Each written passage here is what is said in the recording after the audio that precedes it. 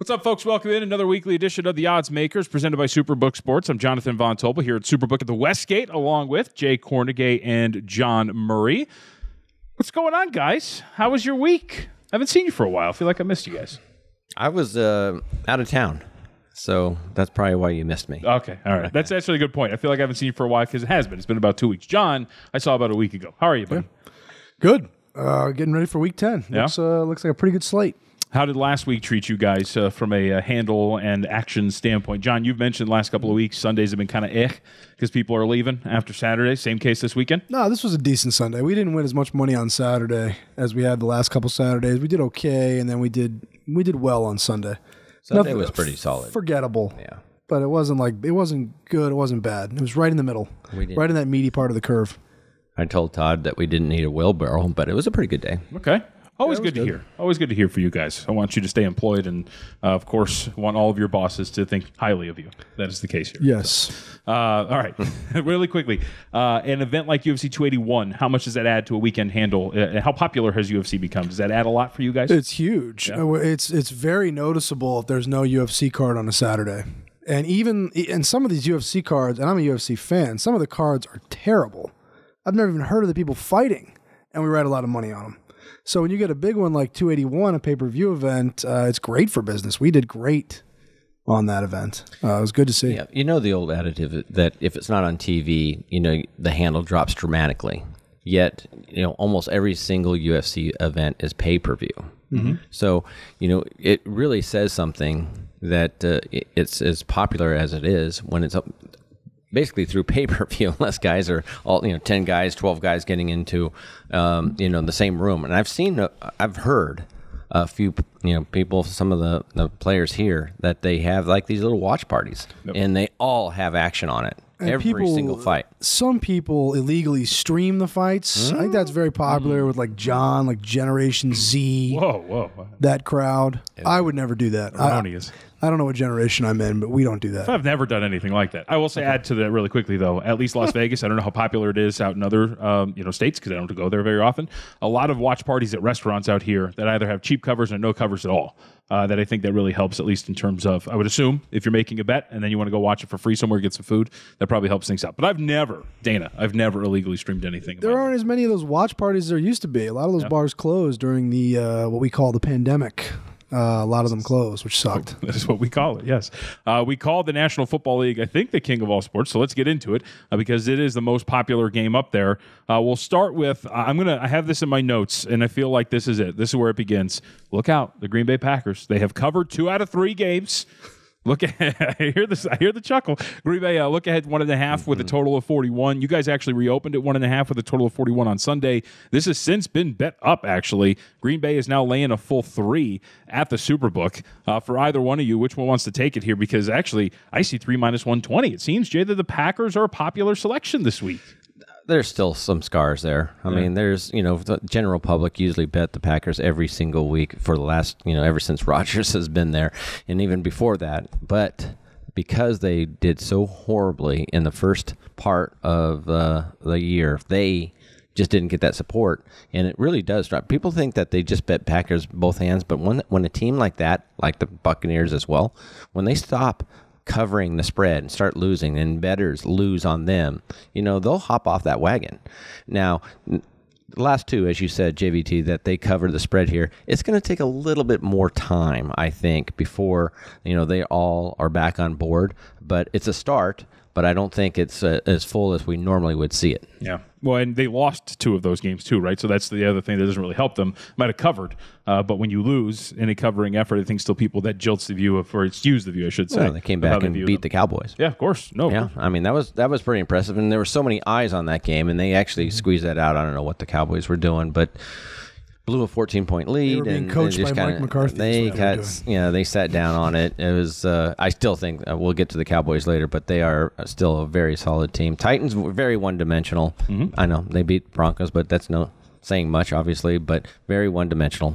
One-dimensional, also the New York Jets. And actually, I think is there worse than one-dimensional? Their offense is so bad it may account for a negative. Look ahead here was New England minus 5.5 with a total of 39.5. You guys reopened 4.5 with a total of 39. Screen right now, though, I mean, this continues to go in the favor of the New York Jets. You guys are sitting at, again, a 3 minus 120 with a total of 37.5. I would say that the Jets probably deserve, I guess, a little respect. They continue to cover numbers. But at the same time, New England defensively against Zach Wilson, again, I feel like this is a little lopsided in terms of the matchup. It's a little surprising line move, really, because the first time these teams played, we ended up going, I thought some books got as high as New England minus 3, minus 110. That was on the road, and New England won the game and covered. So I've been a little surprised to see it get bet this way, but that's what they're doing. They're betting on Jeremiah's Jets. I don't think much of the Jets, but right now all 4 AFC East teams would be in the playoffs. Yes. It's kind of amazing because I know at the start of the year, myself included, we all thought the AFC West was going to be so dominant, and we thought the Bills were going to roll to the 1 seed because the AFC East would be so bad. And now the exact opposite has happened. We'll call the coaching hires in Denver and Las Vegas questionable and leave it at that. And thank you. That division is sunk, and now the AFC East looks like the big powerhouse. It's a big game for both these teams. Mark Davis said that Josh McDaniels is doing a fantastic job. I disagree respectfully with that. So, Jay, to your point, too, about bettors respecting teams that cover for them, the Patriots have covered 5 out of 6 games. They continue to deliver at the window, and I would assume that makes them a somewhat popular bet for public bettors every Sunday. Oh, a little bit. Yeah. I mean, the one thing that holds them back on the Patriots, they're not a flashy team. They don't win pretty. They kind of get it done, but it's not something that's very exciting. Teams like the Bills or the Chiefs, Vikings now even, Cowboys you can put in that category. Those teams that cover and score a lot of points, you can guarantee that their ticket count is always up there. The Patriots, not so much, but covering always helps, and you're going to see some support on them. So you guys, this is why I really like doing this podcast. 1, because I like you guys. But 2, you guys can answer questions for me that I really just don't understand some situations.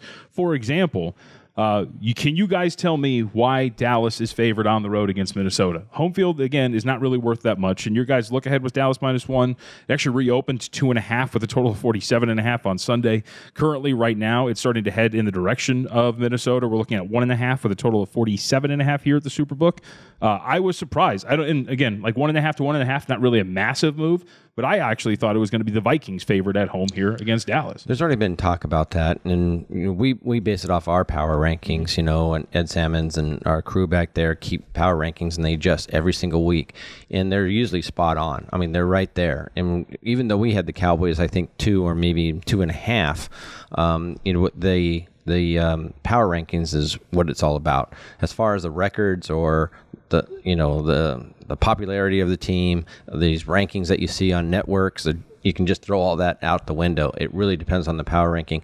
And the Cowboys, like I mentioned, the Cowboys I still think are very much a top contender. Vikings are still trying to sell to us. They beat the Bills. We understand that. I don't know what's going on in Buffalo. They haven't scored a touchdown since week 6 or in the second half. Yeah, since week 6. So I'm gonna go ahead and just tell you the Cowboys are highly power ranked in our rankings. Makes some sense, John. Does that make sense? No, of course it does. Well, and I would say, John, Minnesota's won seven games by 1 score. Something like that. The stat? And then we always remember what we saw on the look ahead line when we put this line up. The 12-day number last week. They bet Dallas. They bet Dallas from pick 'em to 1 to 2.5. Those are really sharp people. Usually your public players aren't looking to bet the 12-day number.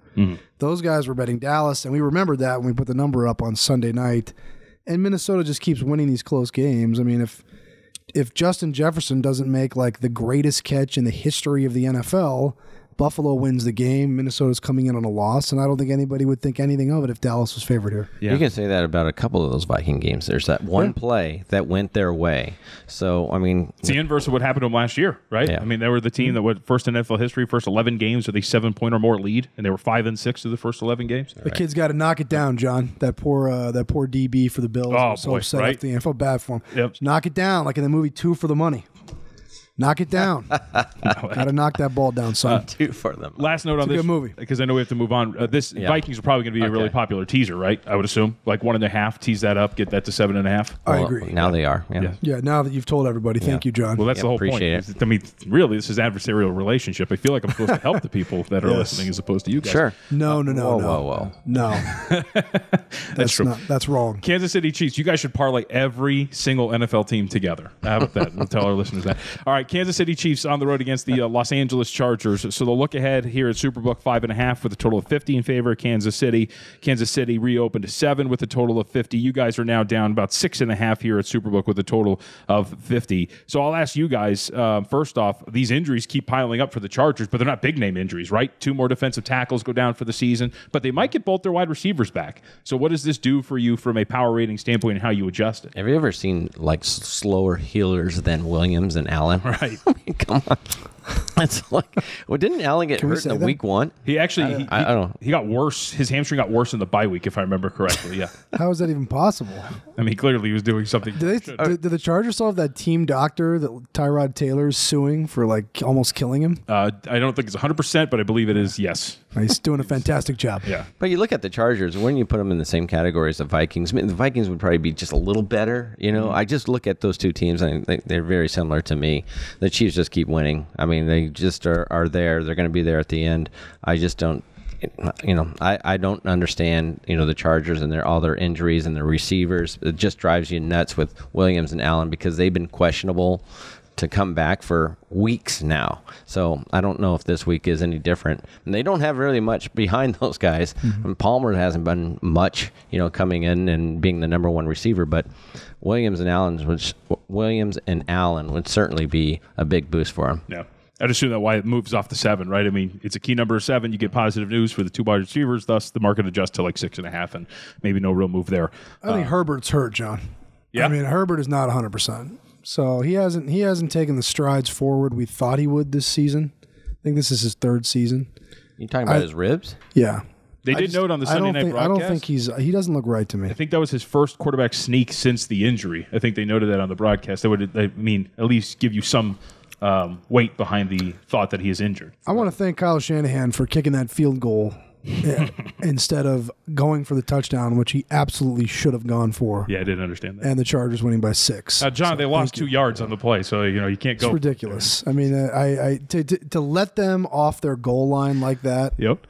Was a ridiculous decision, but it was good for certain people in certain places. I think Herbert's going to get healthy once these receivers come back because these guys, again, going back to the replacements, Palmer, the number one receiver, he can't get any separation. So they need some, they need some receivers to make some plays too. So let's go. Bunch of moving parts there. Let's go south of the border. We have a neutral site game again. Oh, that's right. This one is in Mexico City. San Francisco 49ers and the Arizona Cardinals. Cardinals are the home team technically, but.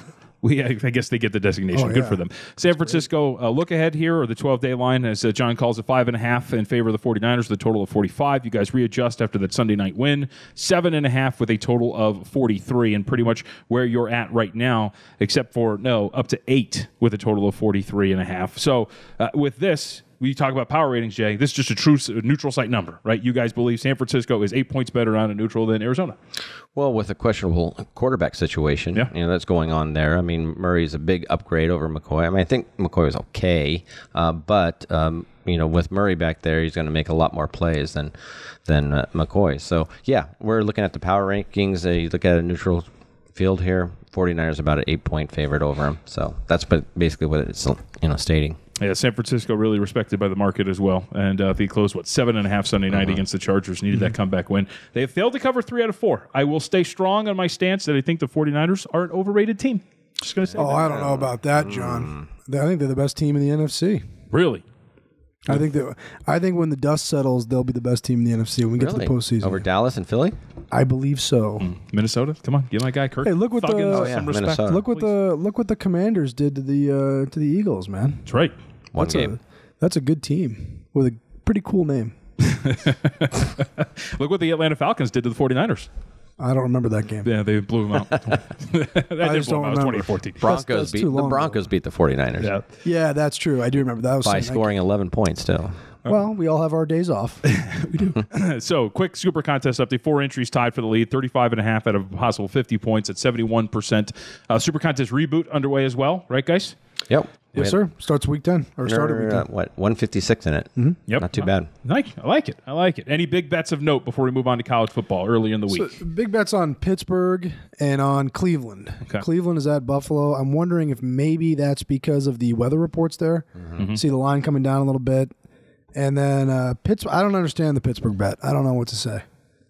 I don't know. You would have been better if you because it looks like the Bengals look like they're finding their form, and Pittsburgh is so bad. So maybe that probably means Pittsburgh is going to win. My 2 cents. T.J. Watt, of course, back. That changes that defense quite a bit, and maybe some think that they are better from a rating standpoint because of it. Well, they certainly are. If you assume that T.J. Watt is healthy, yes, then absolutely he's one of the best defensive players in the league. But we'll see. We'll see. You got something to add, Jay? No, Bengals are going to start running the ball again. I mean, if they can get Mixon going like they did, prior to the bye week, that's a huge plus for them because the first half of the season, it's all been, Burrow back there just making plays. But, getting a balanced offense is going to help them tremendously. It takes pressure off your offensive line a little bit.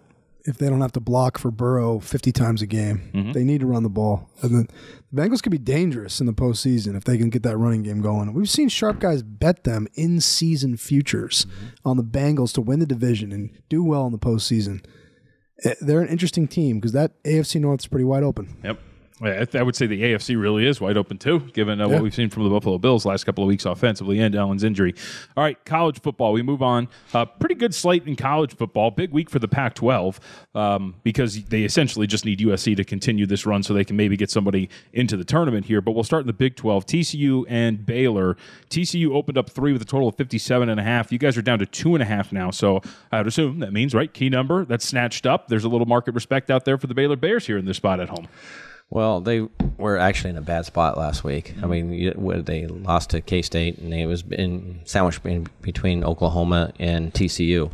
TCU just does not get a lot of respect out there. Last week we had a number of tickets on Texas. We had some support for TCU a little bit, but I can understand why Baylor was flat last week, in between Oklahoma and TCU. So I wouldn't be surprised if they pop up and play a good game here and catching TCU after that Texas win. Probably doesn't help to have one of the worst defenses in the country, TCU. I think that's why there's probably some consistent money up against them. The public really liked TCU on Saturday, this past Saturday, and they're going to like them again this Saturday. I mean, if this game wasn't at 9 a.m., this would end up being a monster liability for us if this game was at night. But it's early. People are still waking up at that time, John. What about USC on the road against, I guess it's the road, UCLA? The open here, USC minus 3.5 with a total of 75.5. And as I mentioned, this is pretty big because UCLA can win this thing and essentially ruin the Pac-12 season because the Trojans, after the Bruins lost last week to Arizona, are the only shining hope that they have right now in the Pac-12. Well, that's after the Ducks lost, too. Yep. Right? The Ducks lost at home, Bruins lose at home, and that just blew up the Pac-12. So USC is the only hope to get into the playoffs. But, I mean, people are talking about that total. I mean, they scored, 90-something points last year. So expect a lot. And neither defense can stop the run. So I expect a lot of points. I don't know about 75, but when I looked up the stats from last year's game and saw 95, I go, well, okay, I guess it can happen. We did see a market open of 82.5, by the way, on that. That was pretty high. And you should also note, that you guys opened 3.5. It's well off that number. We're under 3 now. It's at 2.5. So again, reading into some of these numbers, if you're right underneath that key and it's just pretty much sitting there, there is a little bit of market respect for UCLA early on in the week. And then we wrap it up. You mentioned Oregon. Oregon opened 2.5, total of 61.5 against Utah. Bo Nix, a little bit dinged up at the end of their game last week. It doesn't sound like he's going to miss any time, but that does hurt Oregon and air out of the balloon after a loss that essentially knocks you out of the college football playoff. Yeah, they have no chance of making the playoff now because they could have got in if they won the Pac-12 and their only loss was to Georgia in week 1 in a game nobody even remembers. They would have had a good chance of getting in. Now they can't get in. Utah crushed these guys in the Pac-12 championship game last year. Yeah. If you guys remember that. So maybe a little revenge. Twice last year. Yeah. It's a double revenge, as some handicappers would call it. Double revenge. I don't know. Double secret revenge. We'll see. Now you sound like a girlfriend. I think we'll get good volume on that game, though. I do think I think we're going to need UCLA, the biggest one this week in college football, though. Yeah. I think USC is going to be just such a public side. Well, especially under 3, right? That USC offense is just absolutely explosive. They can put up points so quickly. So if they scored 90 last year, what did you say, Jay? 95? Yeah. That was without Lincoln Riley or Caleb Williams. Yeah. So what can they do this year? We'll see. All right, we'll get you out of here on this. Just real quick question. Popularity of the World Cup, which starts on Sunday. What are you guys expecting from a handle standpoint? Does it hurt scheduling, like in terms of being up against the NFL and stuff? We're going to find out. Yeah. I think it's interesting that it is going up against the NFL, but I've heard a lot of hype about it and a lot of talk. We do have some liability attached to some of these teams. I mean, only the true contenders like Argentina, Brazil, we have some liability there. Then otherwise it's, USA, South Korea, some of these other teams that basically have no shot. Yeah. So we'll see. I'm pretty excited about it. We're trying to find places to go and watch some of these games, but I think it's going to get its fair share of handle, at the counter. You're a football guy, John. You excited? It's going to be great. I mean, we got the United States is playing in the World Cup for the first time in 8 years. Yes. So yeah, we do lose that element of it being in the summer by itself, but we gain the United States team being back in the tournament. The time slots are okay. You're going to have 8 a.m. and 11 a.m. games here. Some 2 a.m. Pacific times. You're going to have some 2 Eastern games for the SuperBook app in New Jersey. USA England is the Friday after Thanksgiving at 2 Eastern. I would imagine that game is going to do record volume. So I think it's going to be great. I'm not too worried about those long shots. Argentina is the only team that could realistically win that we do lose a lot on. So we'll see what happens there. Brazil the favorite, by the way, plus 325 at the SuperBook to win the World Cup. Argentina the second choice, plus 450. Then you get France and Spain at 7 and 8 to 1 respectively. Brazil looks like the best team to me. France is a little banged up. They've got a few guys that are hurt coming into the tournament. Spain's young. We did see a sharp player take 9-1 on Spain for 5,000 a couple weeks ago. Knocked us down to 7-1. I can't wait for the World Cup. By the way, you mentioned the New Jersey folks out there. I was out there. The app is absolutely fantastic. Loved betting on it and everything you guys had to offer from a bonus standpoint. So if you're listening, make sure you download that in the jurisdictions in which you can. And, of course, sign up and deposit. And if you like what you hear, take a second, like, rate, review, subscribe. Enjoy the games, and we will see you next week here on the Oddsmakers.